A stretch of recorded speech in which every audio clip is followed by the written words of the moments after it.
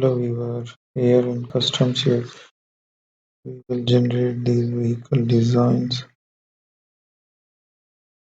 making it we have the options to create further shapes as well. So let's create a new design where keep on making.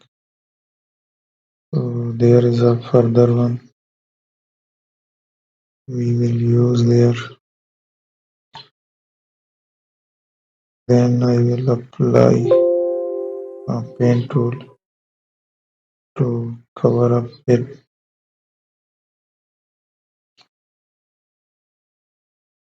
So using a different structure there.